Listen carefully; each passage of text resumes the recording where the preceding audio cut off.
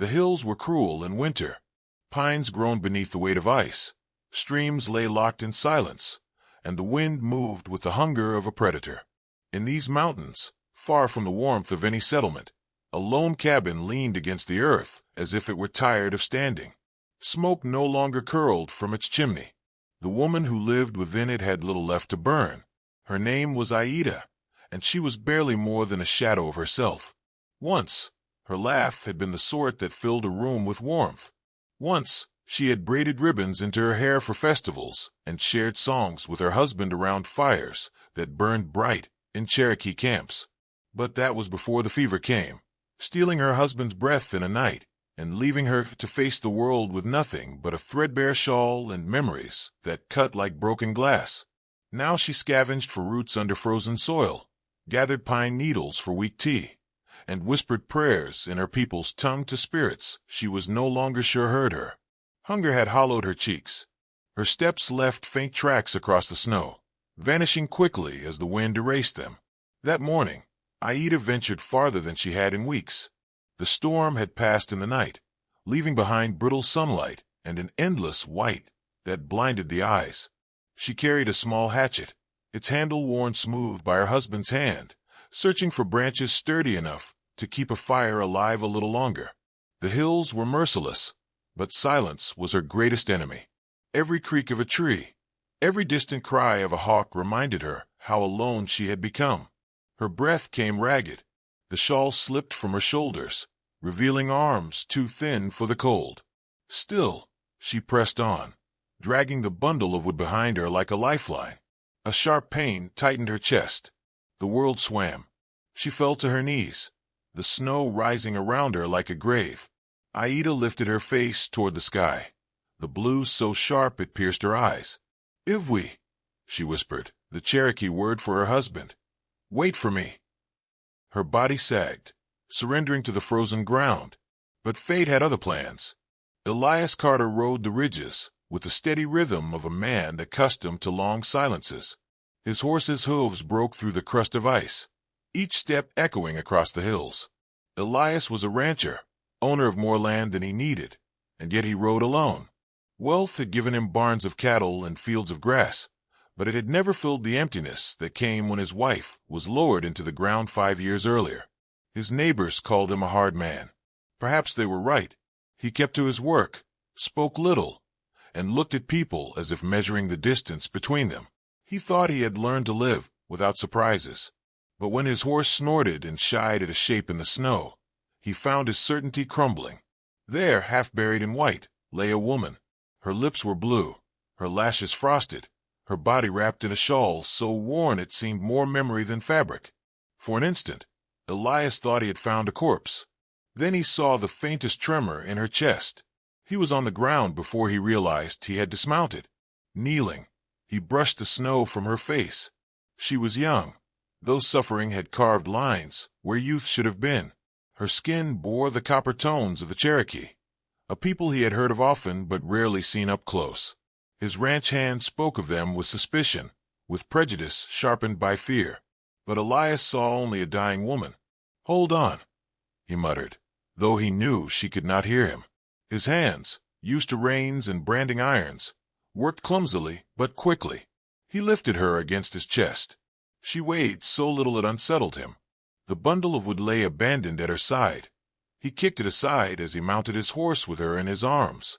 The ride back to his ranch was long, the wind cutting through his coat, but he held her close.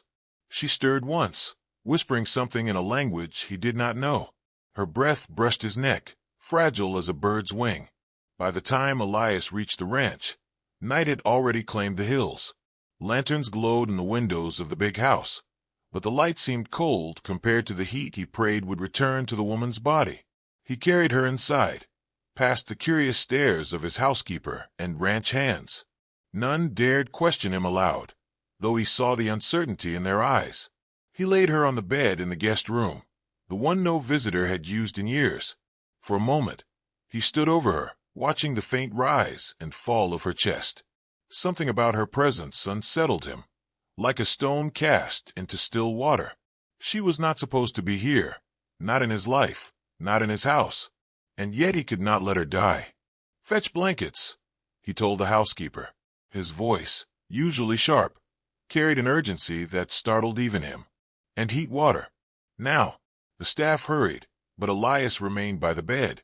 He brushed a strand of dark hair from her face and studied the curve of her jaw, the stubborn set of her mouth even in sleep. She was a stranger, and yet the sight of her stirred a memory he thought buried. The moment he had once lifted his own wife from sickness, whispering promises he could not keep. Aida shivered beneath the blankets, her lips parting as if to speak. A faint sound escaped her, no more than a breath, but Elias leaned close and caught the word.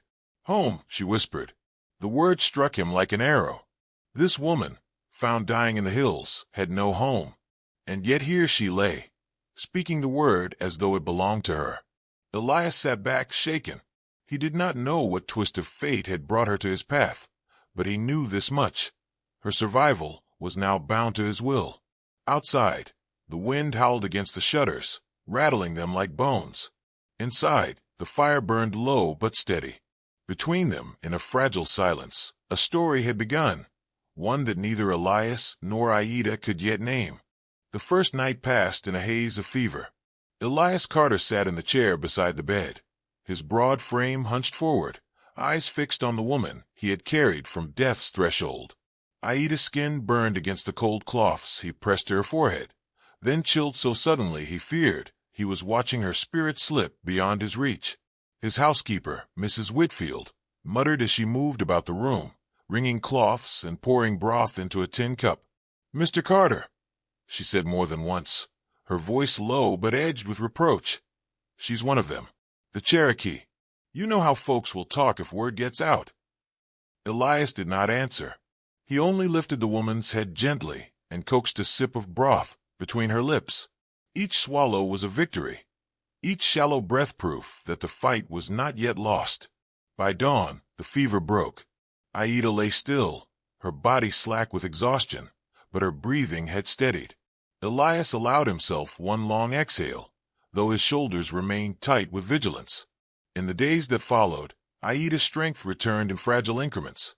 She woke to the sound of crackling fires and the unfamiliar scent of boiled coffee. Her first sight was Elias, silent, steady, watching from the chair as though he had not moved in hours. She flinched at him, clutching the blanket closer. Her eyes, dark and sharp, held both gratitude and suspicion. "You're safe," Elias said, his voice a low rumble. He gestured toward the tray on the bedside table. "Eat. You'll need it." She stared at the food, cornbread, beans, a thin slice of beef, as if it were treasure stolen from a king's table. Her hunger betrayed her hesitation. Slowly, she ate, never letting her eyes leave his. It became their rhythm, Elias tending, Aida resisting, yet yielding to the needs of her body. She spoke little, answering questions with curt nods or clipped words. When he asked her name, she said it softly, as if the syllables themselves were dangerous. "Aida." He repeated it under his breath, testing the sound. She did not correct him. The ranch carried on, but unease rippled beneath its surface. The hands avoided the main house more than usual, whispering when they thought Elias could not hear. Mrs. Whitfield's frown deepened each time she entered the sick room. One evening, when Aida slept, she confronted Elias in the kitchen. "Sir, you've done a Christian thing bringing her in from the cold, but she don't belong here. Folks will think you've lost your senses, harboring a Cherokee woman under your roof. There's talk enough about Indians as it is." Elias's jaw tightened. He poured himself a measure of whiskey before replying. "She was dying. I couldn't leave her." Mrs. Whitfield set her hands on her hips. "And what then? When word spreads, when the neighbors start asking questions, you'll find your good name in the dust." Elias drained the glass in one swallow, his gaze fixed on the flame of the lamp. Let them talk. It was not defiance so much as weariness. For years, Elias had carried his reputation like armor. Wealthy rancher, hard man, respected landowner.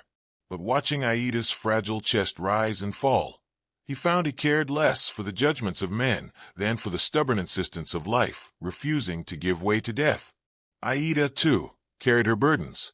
When she gained enough strength to walk, she moved like a deer poised for flight. She lingered by the window, staring at the hills as if searching for a path back to a world that had vanished. One afternoon, Elias found her outside, leaning against the corral fence. The wind tugged at her shawl, exposing her thin frame. His cattle grazed beyond, tails flicking lazily, while his best stallion snorted and pawed the ground inside the pen. "You shouldn't be out in the cold," Elias said, approaching. Aida did not look at him. "This land is not mine. I will not take your roof longer than I must." He studied her profile, the set of her jaw, the fire in her eyes despite the weakness in her body. "You're not a burden." Her laugh was bitter, soft. "To you, perhaps. To others, my people are seen as thieves, savages. I have heard the names your kind give us: widow, squaw, outsider." Elias bristled. "Not all men think alike." She turned then, meeting his gaze. "But enough do." Her words struck with the weight of truth. He could not deny the prejudice that spread like wildfire through the towns, nor the violence that followed it. Still, he found himself unwilling to let her go. That night, Elias dreamed of his wife for the first time in years. He saw her lying pale against white sheets, her hand cold in his, her breath fading despite his desperate pleas. When he woke, the memory clung to him like frost. In Aida's fight for life, he had found himself reliving his own failure. Perhaps saving her was not only about mercy, but about redemption, an answer to the guilt he had carried since the day he buried the woman he loved. But redemption came with cost. The storm broke 3 days later. Elias returned from the far pasture, his boots heavy with mud, to find 2 of his ranch hands waiting in the yard. Their hats were pulled low, their eyes uneasy. "Mr. Carter," one began, his voice tight, "there's talk in town. Folks are saying you got an Indian woman living under your roof. That true?" Elias's silence was answer enough. The other man shifted his weight. "Sir, with respect, it ain't right. People already mistrust the tribes. If word gets round, there'll be trouble. Maybe worse." Elias's hand tightened on the reins. He could feel the weight of their stares, of the judgment carried in their words.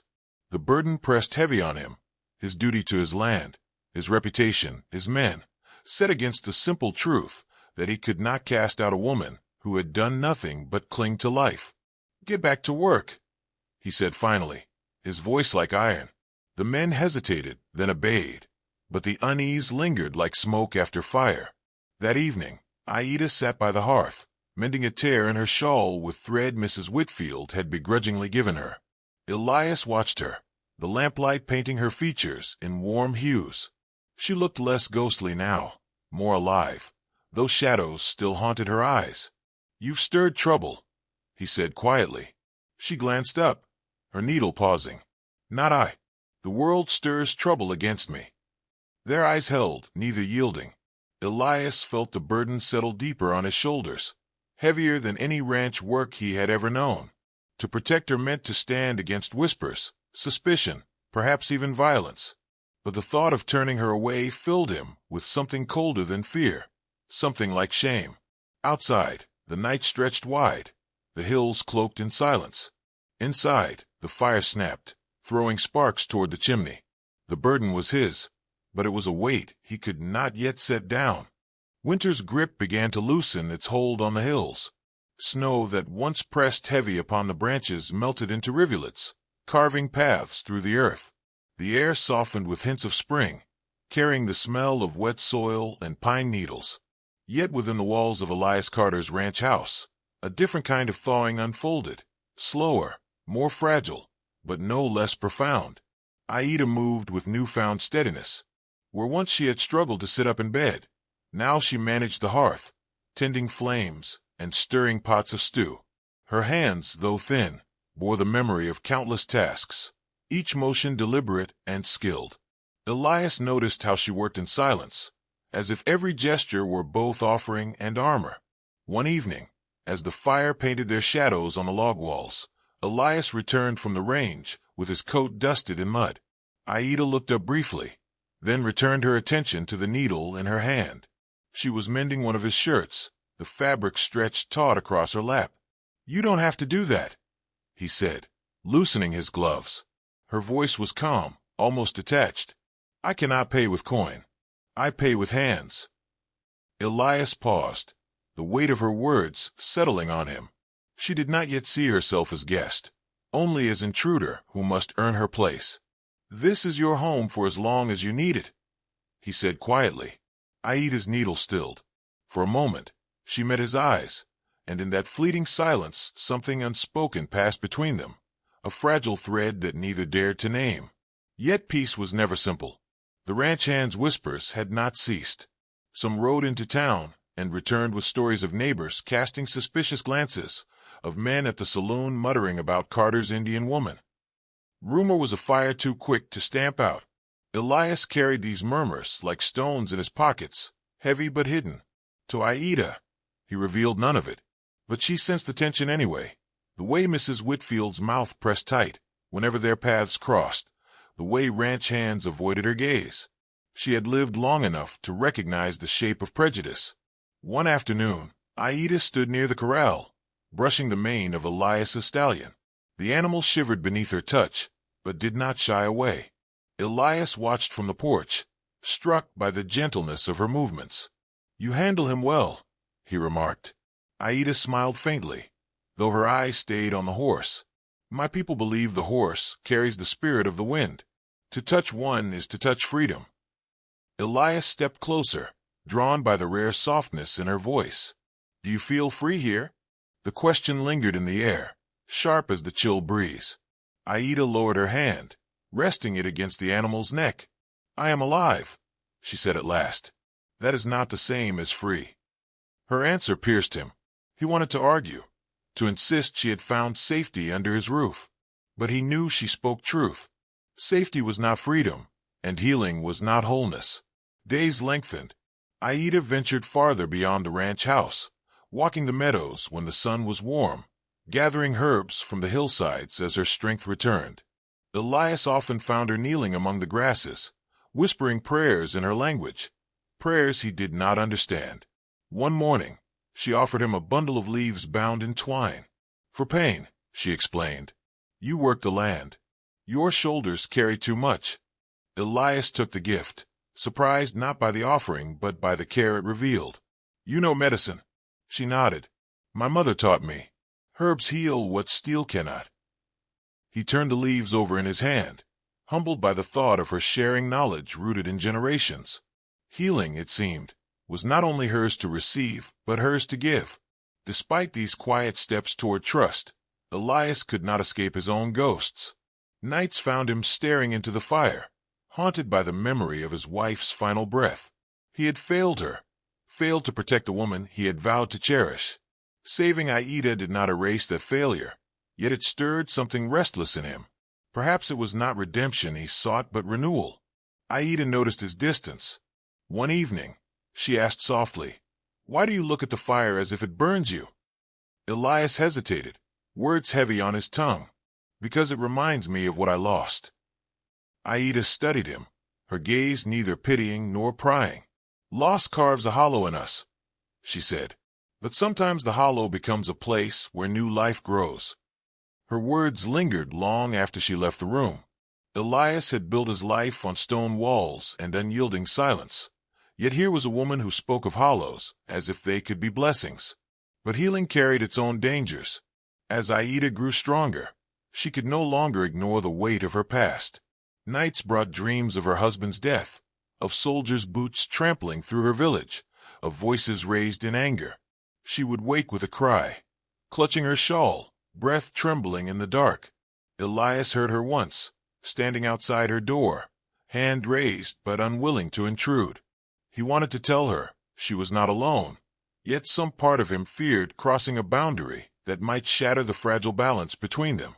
The next day, Aida moved slower, her face pale.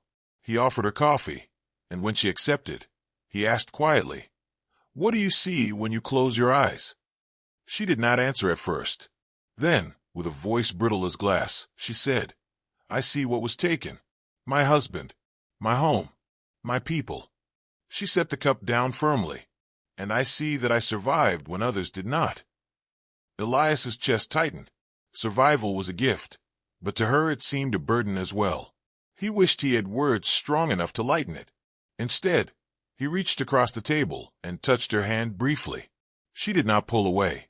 Spring arrived in earnest.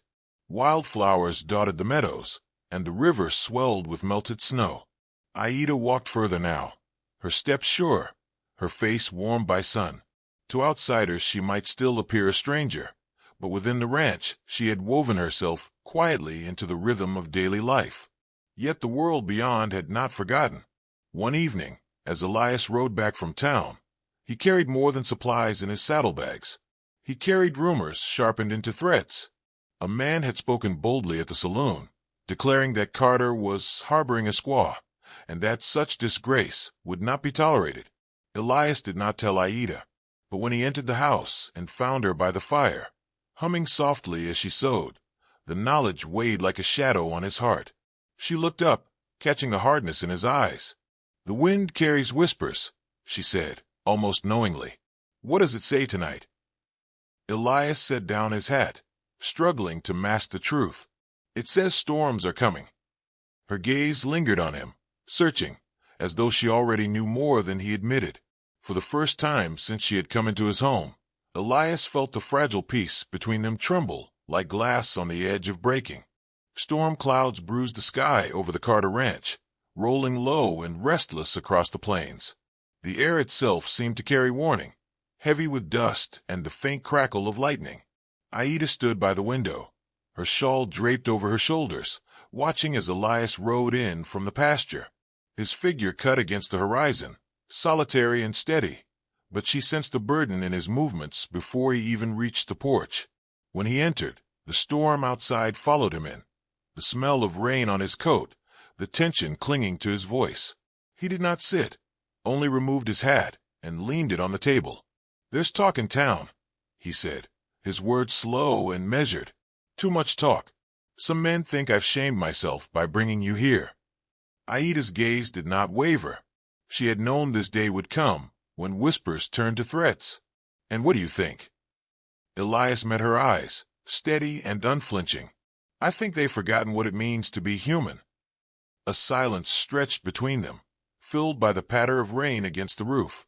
Aida felt both fear and defiance stirring in her chest. She had fled too many fires, buried too many loved ones. She would not run again, not now, not when she had begun to feel the earth beneath her feet grow solid. That night, the storm broke. Rain lashed the windows, wind howled through the trees. Yet inside, the fire held steady, throwing its glow across the room. Aida sat near it, her needlework forgotten in her lap. Elias paced the floor, restless.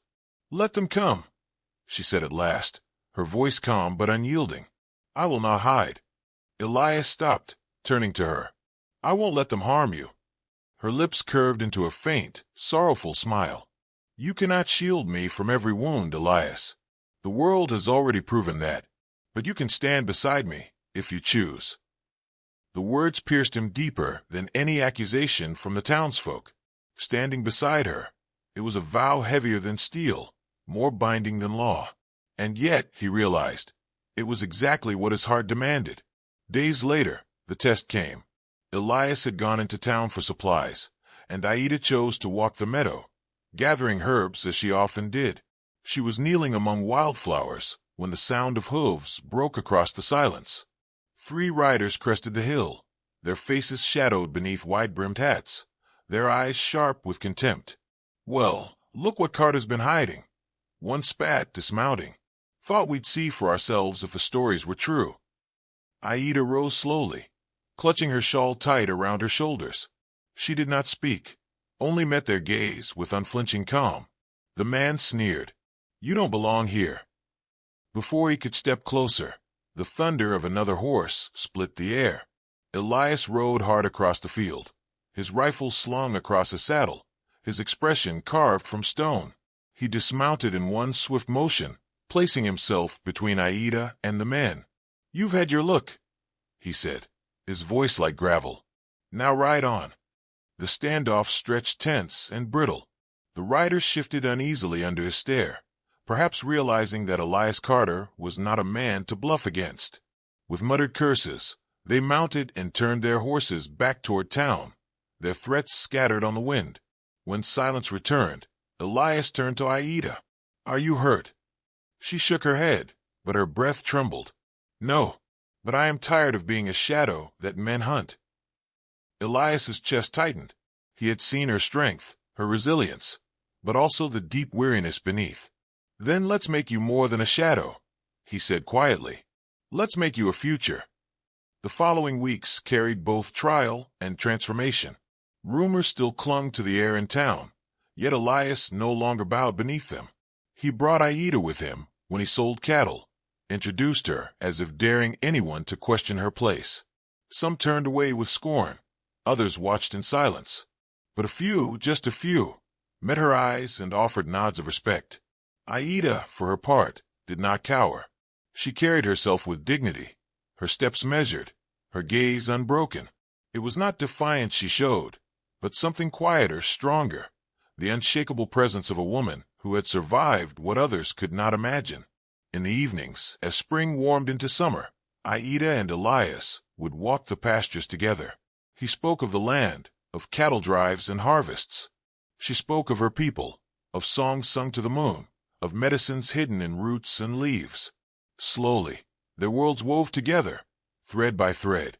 One twilight, as the sky blazed with streaks of orange and violet, Aida paused at the crest of a hill. Below lay the ranch, the barn, the corral, the house with smoke curling from its chimney. It looked less like a shelter and more like a promise. "I used to think I would die in the hills," she said softly. "Alone, forgotten." Now her voice trailed off, fragile with wonder. Elias stood beside her, his hand brushing hers. "Now you'll live," he said. "Not as a shadow, not as a burden, but as yourself." Aida turned to him, searching his face. "And if the world refuses us?" He did not hesitate. "Then we'll make our own world." The words were simple, but they struck deep. For Aida, they carried the weight of all she had lost, and all she might yet gain. For Elias, they were the first true vow he had spoken since the day he buried his wife. The future was not certain. Storms would come again, and whispers might never fully die. But as summer stretched across the plains, Aida and Elias began to build not just survival, but a life. She planted herbs in the garden beside his crops. He taught her the rhythm of ranching, the language of the land. Together they shaped a space that belonged to neither past nor prejudice, but to them alone. And in that quiet labor, in shared glances and unspoken strength, something deeper than survival bloomed. Not romance rushed by impulse, but a bond tempered by fire, steady as the earth beneath their feet. Aida no longer felt the hollow of loss define her. She carried it still, but within it grew roots, roots that reached for tomorrow. Elias, too, no longer measured himself by failure. In Aida's presence, he found not redemption, but renewal. The hills that had once threatened to bury her now echoed with the sound of her laughter, carried by wind across fields that promised harvests yet to come. And standing beside her, Elias Carter knew that the ranch was no longer simply his inheritance. It was theirs.